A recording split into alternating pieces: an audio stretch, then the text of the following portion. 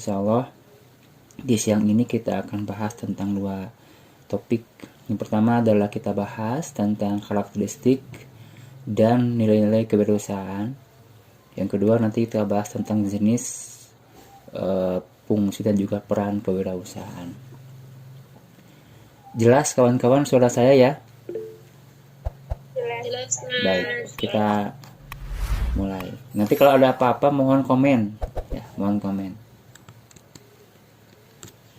Baik.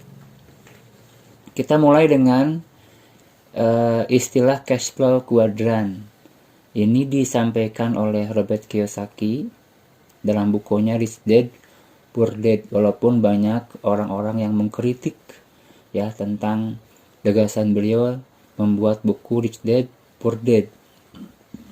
Tapi paling tidak kita akan coba ambil intisari dari yang disampaikan, bahwa cara kita ya, cara orang untuk mendapatkan cash flow atau uang itu ada banyak cara ya kawan-kawan. Ada banyak cara. Mohon maaf, ini sudah hubungan semuanya ya. Oke. Pertama adalah employee.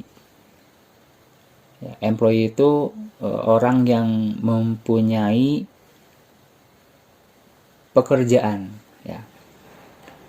Orang yang memiliki pekerjaan. You have a job. Dia orang yang secara finansial itu aman.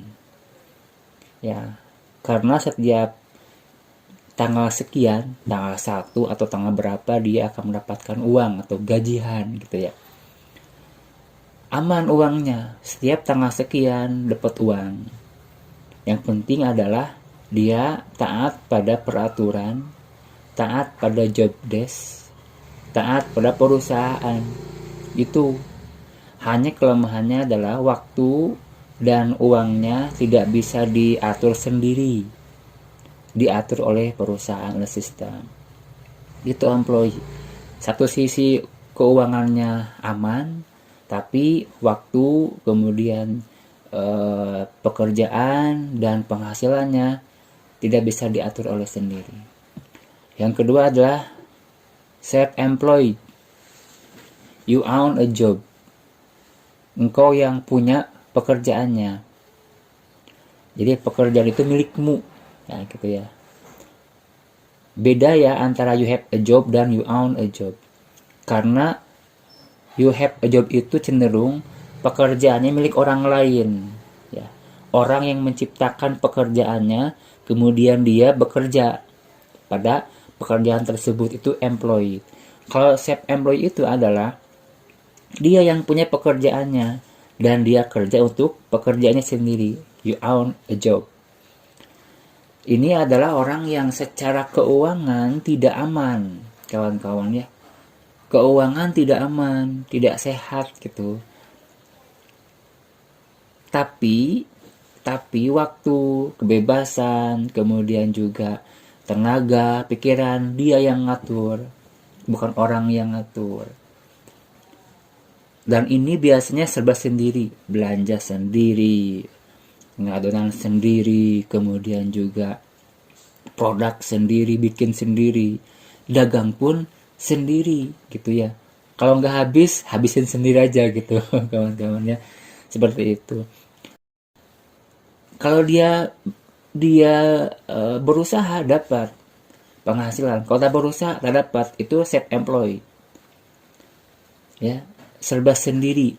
Dia kerja untuk dirinya sendiri. Namun walaupun keuangannya tadi tidak stabil, keuangan tidak aman, tapi waktunya, kemudian tenaganya dia yang ngatur sendiri, tidak diatur oleh orang lain. Yang ketiga adalah business owner atau BO. You own a system. Kita yang punya sistem. Jadi kita bikin pekerjaan, kemudian kita bikin sistemnya, and people work for you. Kemudian kita meng-hire orang lain bekerja untuk kita.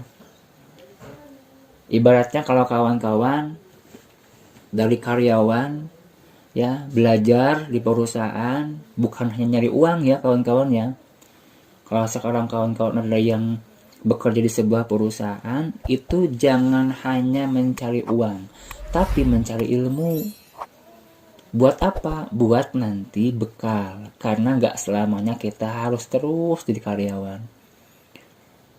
Mandiri, kemudian self-employed, buka sendiri, dagang sendiri, ya, produksi sendiri. Lama-lama yang namanya perusahaan kecil kalau terus berjalan, itu akan membesar, kawan-kawannya, membesar.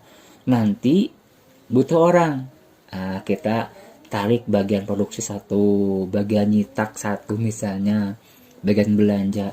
Akhirnya kita punya sistem lah. Kamu kerjanya belanja tiap pagi ke pasar, beli anu itu kita bikin sistem. Orang bekerja pada sistem itu gitu. Nanti bagian produksi ini nih, begini cara kerjanya, begini cara pengadonannya, kemudian begini cara ngopen dan seterusnya sampai pada packaging. Itu kita bikin sistem di sana, sistem produksi. Nah, gitu ya. Itu namanya business owner. Lama-lama kalau semakin besar, maka kita akan semakin butuh banyak orang. Karena usaha itu nggak boleh sendirian, tapi harus kolaborasi. Kita dengan mitra, kita dengan supplier, kita dengan customer, dan kita dengan karyawan kita. Semuanya kolaborasi. Maka semakin besar kolaborasinya, semakin besar bisnisnya, begitu. Yang keempat adalah investor. Money works for you. Uang kerja untuk kita. Kalau employee kerja nyari uang, self employee juga sama, kerja usaha nyari uang. Kalau business owner, ya, orang kerja untuk kita. Investor, uang kita kerja untuk kita. Nah, ini kuadran yang harus dipahami. Maka kawan-kawan, ketika kita berbicara tentang entrepreneurship atau kewirausahaan, kira-kira yang mana kuadrannya? E, S, B, atau I, kawan-kawan?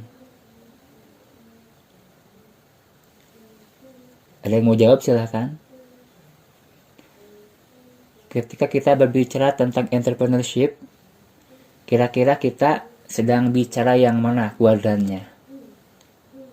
Kuadran E, employee, kemudian kuadran apa?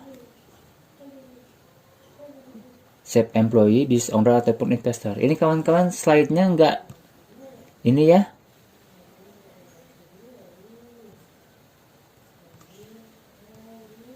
Oke, bentar. Ini slide-nya nggak jalan ya.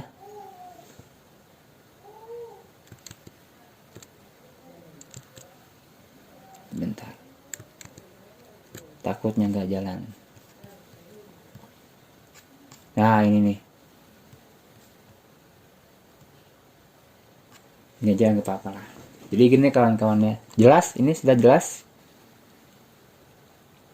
Jelas, Tan. Oke, jadi ini kuadran yang tadi ya.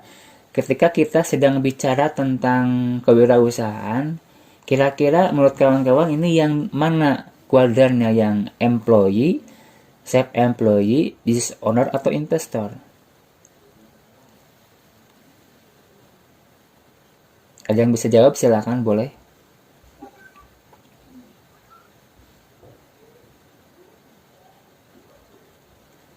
Halo? Yang employee ya. Bukan, yang self employee atau business owner. Jadi dua ini.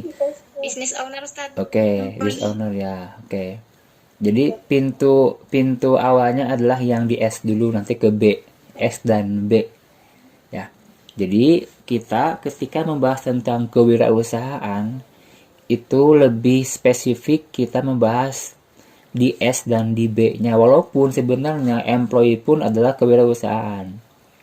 Harus punya semangat kerja, harus punya kapabilitas, ability dan sebagainya, itu adalah bagian dari ciri kewirausahaan.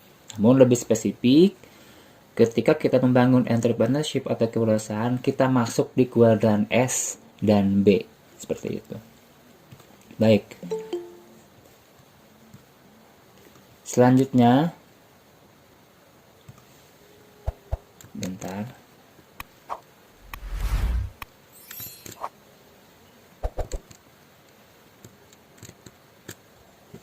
Insyaallah. Oke, ini faktor X kewirausahaan ya. Ini pun orang bilang itu faktor keberhasilan gitu. Jadi secara rasional para wirausahawan, para pengusaha, entrepreneur itu berhasil ada faktor X-nya. Walaupun kita meyakini bahwa semua yang terjadi itu Allah yang menakdirkan. Ya, semua yang terjadi Allah yang menakdirkan. Namun kita jangan kemudian berfaham Jabariyah ya kawan-kawan. Jabariyah itu adalah paham bahwa Allah yang menakdirkan, kita nggak ada kuasa. Kita seperti wayang golek. Ya, si wayang itu bergerak kalau dalang menggerakkan. Si wayang itu berbicara, bernyanyi, berjoget kalau dalang yang menggerakkan begitu. Itu kata Jabariyah. Hingga nanti pada saatnya orang ke neraka atau ke surga itu ya Allah takdirkan, seperti itu menurut Jabariyah. Namun juga ada paham Qadariyah. Paham Qadariyah itu adalah paham bahwa kita yang menciptakan takdir kita sendiri. Kalau kita sukses, kita yang ciptakan sukses. Kalau berhasil, kita yang ciptakan berhasil. Jadi Allah itu nggak ikut campur urusan takdir, kita yang pilih. Ini kata Qadariyah. Gitu. Nah kita Ahlussunnah wal Jamaah ya, kita ada di muqtasidah, di pertengahan kan kawan-kawan ya, bahwa kita meyakini semua yang terjadi itu Allah yang menakdirkan. Kita meyakini bahwa semua yang kita raih itu adalah Allah yang menakdirkan. Ya. Faktornya faktor luck. Tapi kita pun meyakini bahwa Allah memberikan kesempatan kepada kita untuk memaksimalkan ikhtiar. Artinya Allah menawarkan sistem kehidupan. Allah menawarkan hukum kausalitas, hukum timbal balik, atau Allah tawarkan resiprokal dan sebagainya. Artinya adalah nanti pada saatnya ada hukum yang rasional. Siapa yang bekerja keras, hasilnya bisa maksimal. Siapa yang berleha-leha, bermalas-malas, hasilnya ya mungkin nol begitu. Itu hukum rasional dan itu Allah tawarkan. Maka kita meyakini meskipun semua sudah Allah takdirkan, karena takdir itu adalah sifatnya gaib, kita nggak tahu, maka yang pasti adalah hari ini kita pilih ya ikhtiar yang maksimal. Jadi pilihannya kita berikhtiar maksimal, urusan takdir nanti Allah yang akan menentukan. Nah, untuk melihat faktor X ini, rekan-rekannya, jadi setiap pengusaha itu punya faktor X. Kenapa dia berhasil di sawit? Kenapa dia berhasil membuka usaha di bidang pendidikan, misalnya buka privat, bimbel dan sebagainya.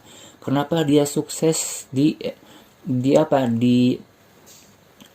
misalnya di public speaking dan seterusnya. Itu selalu ada faktor X yang membersamainya.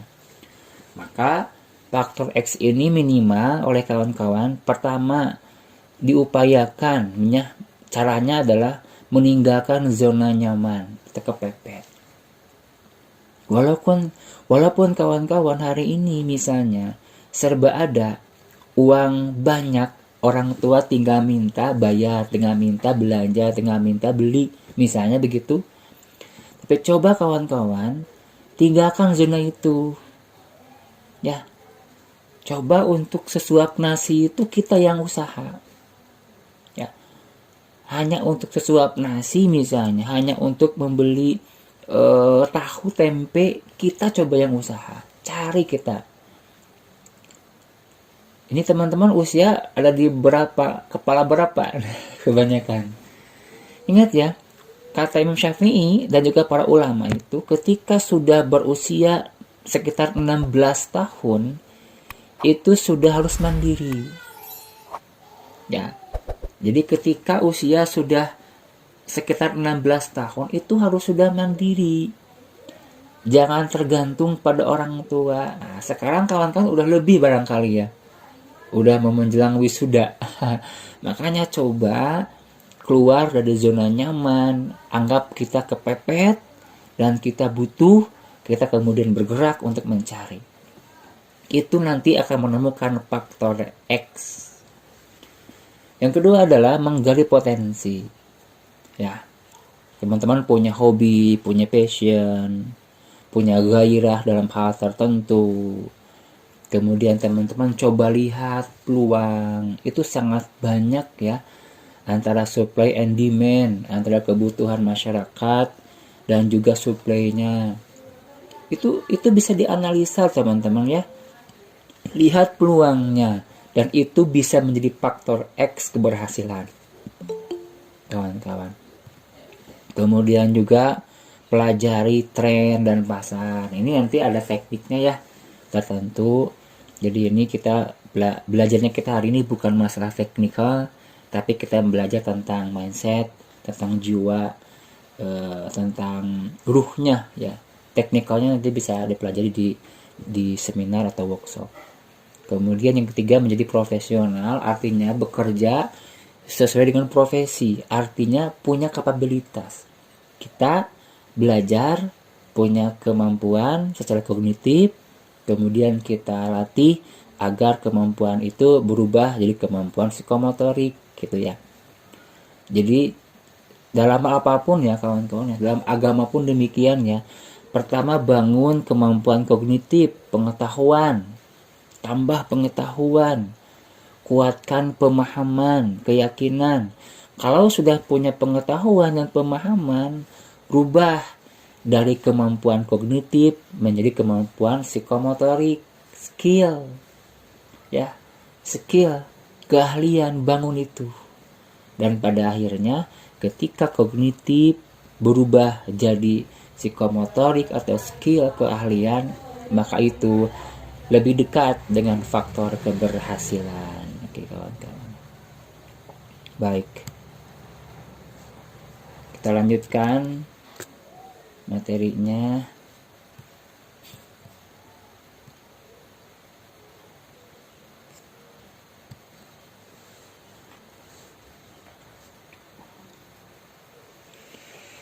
Rekan-rekan mohon komen, ini ada nggak videonya, nyala nggak? Nyala Ustaz. Oke. Disimak dulu ya videonya ya. Nyala Ustaz.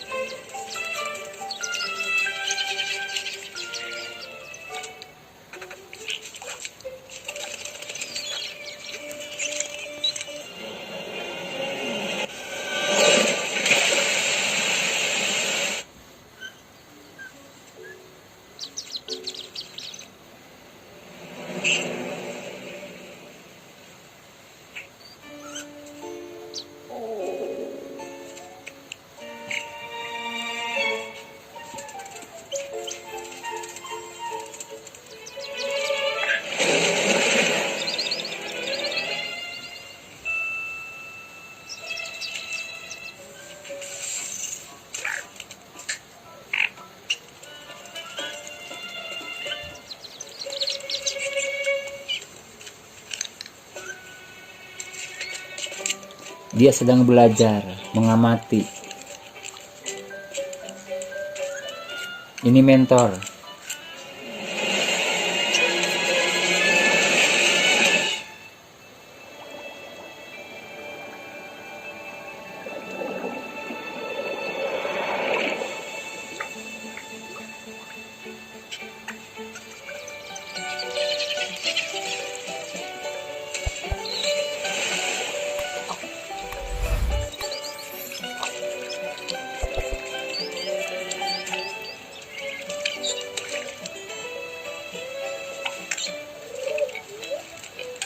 akhirnya punya kemampuan.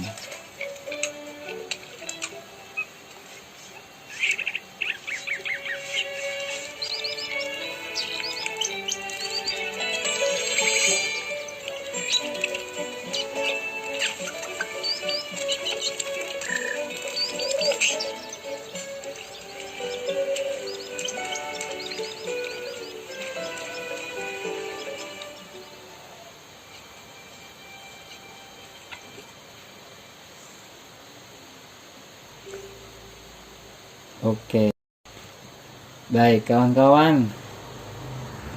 Ada yang mau komen?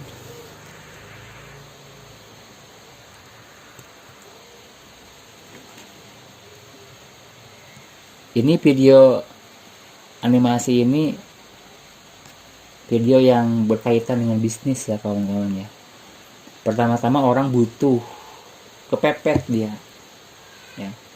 Asalnya dia manja, nggak mau menghadapi tantangan, nggak mau, karena sudah nyaman, sudah comfort zone. Tapi orang tuanya itu menyengajakan membuat dia kepepet, nggak dikasih makan. Ya, pada akhirnya kan kepepet nih makan nih, ini kan sangat fundamental ya, kebutuhan faali ya, kebutuhan primer. Kalau nggak dipenuhi bahaya begitu. Maka dia kemudian mencoba, dan pada akhirnya tantangan menerjang dia hampir trauma. Tapi walaupun orang trauma, kalau kepepet kebutuhannya yang pokok nggak kepenuhi, dia akan kemudian melangkah lagi. Yang pada akhirnya dia bertemu dengan salah seorang guru bernama Umang, ya, mentor Umang, dan dia belajar pada Umang bagaimana dia menghadapi tantangan.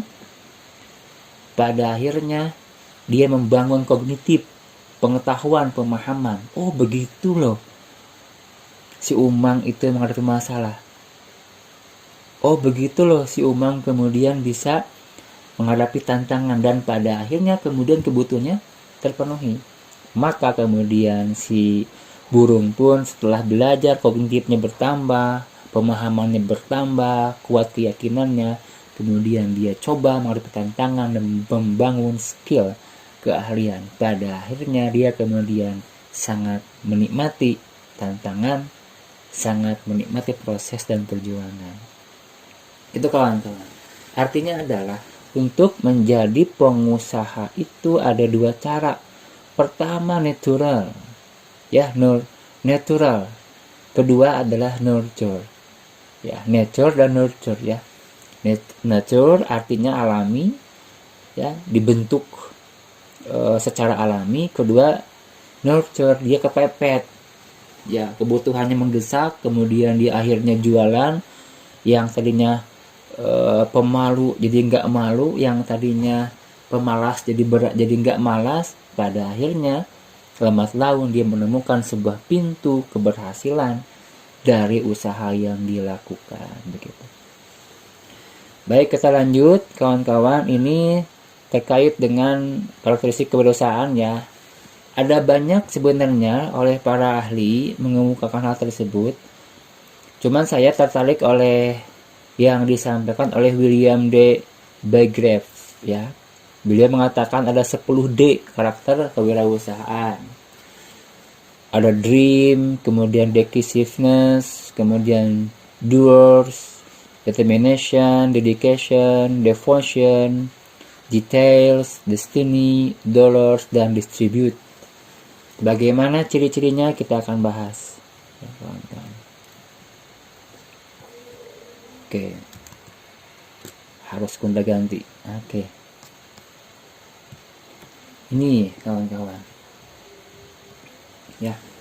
Pertama tentang dream ya, itu mempunyai visi pribadi dan bisnisnya serta mempunyai kemampuan untuk mewujudkan impiannya. Jadi berawal kita punya impian dulu ya. Ini satu di antara nyawa semangat kawan-kawan ya. Satu di antara gairah kita itu punya impian atau harapan. Inilah contoh ya. Ada seorang pemuda ya kawan-kawan, kemudian kenalan dengan seorang perempuan. asal Surabaya gitu ya. Pemuda orang Tasik nih, dia pemuda biasa-biasa. Ta'aruf di media sosial dengan seorang akhwat di Surabaya. Karena mungkin udah lama komunikasi via virtual, pada akhirnya si keluarga akhwat tersebut memintanya untuk menghadap gitu ya ke Surabaya. Wah, dia nggak punya mobil, dia hanya punya motor bebek ya, yang jadul. Tapi dia karena punya dream, punya impian dan punya harapan, di Surabaya ada harapan dirinya. Maka dia kemudian berangkat naik motor dari Tasik ke Surabaya. Kira-kira kawan-kawan, dari Tasik ke Surabaya semangat nggak pakai motor bebek itu? Semangat kan? Kenapa semangat? Karena ada harapan, ya. Karena ada hope, ada dream di Surabaya. Ingin bertemu dengan calon istrinya. Dia pacu tuh motornya, hujan, pakai jas hujan. Lapar, makan dulu. Dia enjoy, menikmati perjalanan karena ada apa? Karena ada dream, ada impian, ada harapan. Tiba-tiba kawan-kawan, tiba-tiba misalnya ketika dia di Semarang sedang istirahat, si akhwat telepon. Mas, kata orang tua saya, gak usah jadi ke Surabaya. Ternyata orang tua saya punya pilihan ikhwan yang lain. Ya, dan saya dijodohkan dengan ikhwan tersebut. Kira-kira di Semarang si ikhwan ini orang Tasik semangatnya masih ada nggak? Masih punya gairah nggak? Enggak kan ya? Kenapa coba? Karena akhwatnya membatalkan gitu ya, memutuskan hubungannya gitu. Kenapa dia nggak punya gairah lagi? Karena hopeless, sudah tak punya harapan di Surabaya, sudah tidak punya impian, bahkan mau pulang pun ya dia melohoi. Nah maka kawan-kawan, satu di antara agar kita semangat bangkit lagi, agar kita punya gairah lagi, ketika sekarang kita futur, kita melohoi, malas rasanya gitu ya, kita bangun impian, kita bangun harapan. Ini kawan-kawan. Nah seorang wirasawan juga demikian. Kenapa dia semangat cari uang? Kenapa dia semangat banting tulang peras keringat? Karena punya impian. Apa impiannya? Bermacam-macam. Ada impian yang sifatnya duniawi, ingin punya rumah, ingin menikah, ingin punya kendaraan, ya, ingin jadi orang yang kaya dan seterusnya. Itu termasuk dream. Bahkan ada yang dreamnya ukhrawi. Kenapa saya berwirausaha? Kenapa saya ingin kaya raya? Karena saya ingin membangun surga, ingin haji dan menghajikan, ingin umroh dan mengumrohkan, ingin pesantren dan bangun pesantrennya, ingin belajar dan bangun sekolahnya, ya, ingin sehat dan bangun rumah sakit dan seterusnya. Itu dream seorang wirausahawan yang membuat dia bergairah dan semangat untuk beraktivitas gitu kawan-kawan. Jadi sekali lagi, pertama adalah dream. Kedua adalah decisiveness, tidak bekerja lambat kawan-kawan, bersegera, tidak menunda-nunda, bersegera. Itu ciri khas karakteristik seorang wirausahawan. Ketika harus memulai, segera mulai, nggak banyak pikiran, nggak banyak pertimbangan. Ketika harus buat keputusan, segera eksekusi. Itu ciri khas karakteristik kewirausahaan. Ketiga, doers, segera melakukan, ya, menindaklanjuti keputusan yang diambilnya secepat mungkin. Itu doers, dia pelaku, dia nggak nunjuk-nunjuk terus, dia kemudian mencontohkan, jadi qudwah, jadi uswah.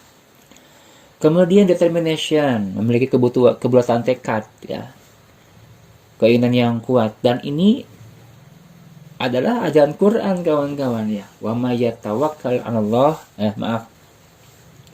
fa idza azamta fatawakkal 'alallah. Dan jika engkau telah determination, telah membulatkan tekad, maka bertawakallah kepada Allah Subhanahu wa taala.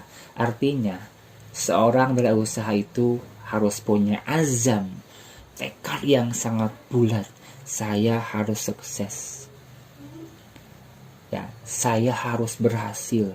Saya harus mendapatkan predikat summa cum laude. Itu namanya azam seorang berusaha. Ya, saya harus kaya. Saya harus punya perusahaan besar. Saya harus punya karyawan sekian. Itu namanya determination. Bulat tekad. Kemudian dedication. Dia punya dedikasi terhadap dirinya. Kemudian dia serius menjalankan usahanya, tidak setengah-setengah. Kenapa dia serius? Karena saya sedang mempersembahkan yang terbaik untuk diri saya, untuk istri, anak, untuk orang tua, untuk bisnis saya sendiri, untuk bangsa dan agama. Maka dia serius, dedication. Kemudian yang keenam, devotion. Menjalankan usahanya harus setia dan taat sesuai dengan peraturan yang telah dibuatnya sendiri. Dia bikin peraturan, kemudian dia taati. Kawan-kawan, slide-nya pindah tidak? Pindah. Oke, Udah, Ustaz. baik. Kemudian yang keenam ya, yang ketujuh, details. Tidak mengabaikan faktor-faktor kecil yang dapat menghambat kegiatan usahanya. Jadi, seorang berusaha itu, walaupun hal kecil, dia akan perhatikan. Maka jangan heran kawan-kawan. Jangan heran ini, ada pengusaha di kita. Itu sampai angka 50 rupiah pun itu di cross check. Ya. Sampai ada uang 50 rupiah pun dia cross check. Karena nanti ketika ada salah data, kebiasaan salah data, itu kecil nggak kelihatan. Nanti lambat laun bisa merembet salah data, salah input kepada hal yang besar. Makanya mohon maaf ini sebagai pembelajaran ya kawan-kawan ya.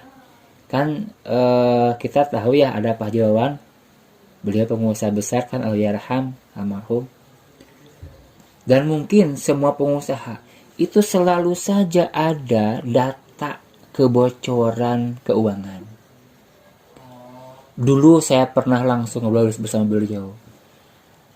Dari satu unit usaha saja kawan-kawan, itu sekitar 1,2 miliar bocornya per tahun, bayangkan. Dari mana itu bocornya? Nggak langsung bruk gede, tapi dari hal-hal kecil. Ya, dari kecurangan kecil seorang karyawan gitu ya. Dari kebiasaan buruk kecil seorang karyawan, lama-lama 1 tahun jadi akumulasi 1,2 miliar kebocorannya. Kan ini sangat luar biasa gitu ya. 8. Destiny. Dia bertanggung jawab terhadap nasib dan tujuan yang hendak dicapainya. Dia punya prinsip, innallaha la yughayyiru ma biqaumin hatta yughayyiru ma bi anfusihim. Kalau kita nggak berubah, nasib kita nggak berubah. Kalau kita nggak berubah, kita mungkin gitu ya sudah tersalib oleh mereka yang sudah berubah. Makanya kuncinya adalah kalau kita ingin merubah keadaan kita, merubah pengetahuan, merubah rezeki, merubah harta materi, kekayaan, kemudian juga yang lainnya, rubah dari kita, rubah semangat kita, ya, rubah kebiasaan kita, semuanya berubah menjadi hal-hal yang positif, kawan-kawan. Ke-9, dollars. Jika berhasil menjalankan bisnis, maka pengusaha merasa pantas mendapatkan keuntungan, ya, pantas mendapatkan uang yang banyak begitu. Jadi maka tidak hanya melihat hari ininya sekali lagi, tapi lihat proses dari awal membangun, proses kerja kerasnya, proses banting tulangnya, proses menghadapi tantangannya hingga pada akhirnya dia berhasil dan pantas mendapatkan keuntungan materi. Namun baginya uang bukanlah segalanya, karena uang adalah hanya daya ungkit kebahagiaan. Ya, uang bukan sumber kebahagiaan, tapi uang bisa meningkatkan kebahagiaan. Gak punya uang bahagia, kalau punya uang lebih bahagia. Ya, punya uang bahagia, kawan-kawan. Kalau banyak uang lebih bahagia. Itulah uang. Bukan segalanya, tapi bisa mengungkit kebahagiaan seseorang. Maka kawan-kawan, banyaklah uang, ya. Banyaklah uang. Yang penting kita bisa memanage uang kita dengan sebaik-baiknya, itu yang paling penting. Ya. Uang kita buat sedekah, kan? Uang kita buat bantu orang lain, uang kita buat filantropi dan sebagainya. Itu enak lah kawan-kawan, enak seperti itu. Ke-10, distribute. Artinya kita bermanfaat bagi orang lain, termasuk bagi karyawan kita. Ini maksudnya adalah bisa dengan dua hal. Pertama, kita membuka lapangan pekerjaan bagi masyarakat, atau kita bisa bersedekah dengan apa yang kita miliki. Itu distribute. Itu 10 ya karakteristik kewirausahaan menurut William D. Bygrave. Teman-teman nanti bisa dibuka buku-buku yang lainnya di Google Chrome, di Google banyak sekali. Bisa dicek nanti buku-buku wirausaha yang gratis ya, PDF. Nanti di sana banyak sekali karakteristik kewirausahaan. Saya sampaikan yang ini aja, 10D dari William D. Bygrave. Baik, nah ini intinya. Ini menurut saya ya, ada 6. Pertama, masalah mindset. Kedua, masalah kemauan yang kuat. Ketiga, keberanian, berani memulai, berani dengan risiko, dan juga tantangan yang ada, itu berani. Keempat, fast learner, pembelajar cepat. Gak lambat belajarnya, harus cepat. Karena kenapa? Karena waktu berjalan dengan sangat cepat dan kompetitor juga sangat cepat gitu. Kemudian dia punya kemampuan leadership atau kepemimpinan, dan dia kemudian punya attitude, ya, punya akhlak. Inilah yang menentukan. Akhlak itu sangat menentukan. Banyak pengusaha yang gagal closing gara-gara akhlak. Banyak pengusaha yang closing juga karena attitude, karena akhlak. Jadi ini 6 inti karakteristik kewirausahaan menurut saya dari sekian banyak karakteristik kewirausahaan. Baik, ini nilai-nilainya kawan-kawan, tidak akan saya bahas semuanya. Nanti saya sampaikan ya di Google Classroom ya, materi ini. Bisa dibaca tentang nilai hakiki ya, memiliki perencanaan, prestasi yang dicapai, produktivitas, kemampuan, kreativitas, inovasi, dan seterusnya. Ini saya kira normatif ya, bisa dipelajari. Nah ini kawan-kawan, teladan kewirausahaan Rasulullah SAW kan sudah saya bahas dulu ya. Lihat di peta, orang-orang Arab itu punya kebiasaan dagang ya. Jalur utara, jalur selatan, kawan-kawan ya, ke utara mereka dagang ke Syam ya, dan kawasan Hijaz ya. Kapan? Pada musim panas gitu ya. Lihat petanya kawan-kawan ya, dari Mekah, dari Syuaibah, dari kemudian ke Jeddah, ke Yanbu, ke Yastrib, kepada Khaybar, kemudian juga Al-Ula, kemudian dari Yanbu kemudian ke Riyadh, dan seterusnya sampai ke Basrah, ke Damaskus kawan-kawan ya, sampai ke Syam. Kemudian pada musim dingin kawan-kawan lihat petanya itu ke Alis, ke Bisha, ke Al-Kunfadha, ke Abha, ke Najran, kemudian ke Yaman, Sona'a, Al-Mukhtalada, bahkan sampai hampir mendekati India ya kawan-kawan ya. Itu pada musim dingin. Nah, kemudian juga Selain jalur darat juga jalur laut kawan-kawan ya. Jalur laut lihat yang warna ungu itu jalur laut tuh. Ke Laut Merah kawan-kawan dagangnya tuh. Ya, dari Hijaz, dari Syam gitu langsung ke laut, jalur laut. Kemudian ke Musawa sampai pada akhirnya ke Somalia dan juga ke India. Ini kebiasaan orang-orang Quraisy dan Rasul itu orang Quraisy. Maka Rasulullah pun ikut kebiasaan orang-orang Quraisy. Maka dalam sejarah Rasul itu lihat ya, berdagang dengan pamannya, dengan kakeknya, kemudian kongsi dengan Khadijah sebelum nikah ya, kongsi dulu, musyarakah dulu dengan Khadijah.